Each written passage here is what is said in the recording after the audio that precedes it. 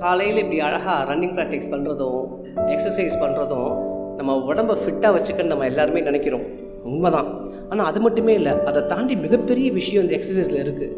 காலையில் இப்படி புத்துணர்ச்சியாக ஓடும்போது நம்ம மனசு மிக மிக வலிமையாகும். அது எக்ஸசைஸ் பண்ணுறவங்களுக்கு நிச்சயமாக தெரியும்னு நினைக்கிறேன். மிகப்பெரிய லெவலில் நம்ம தன்னம்பிக்கையை நமக்கு கூட்டும்.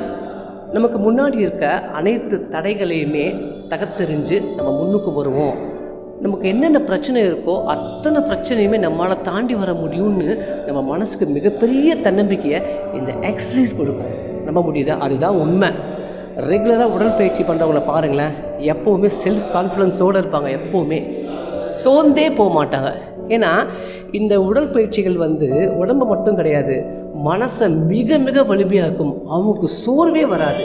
அப்போ சோர்வே இல்லாமல் தொடர்ந்து போராடணும்னு நினச்சிங்கன்னா இந்த உடற்பயிற்சியை தொடர்ந்து செய்யுங்க. Wish all the best.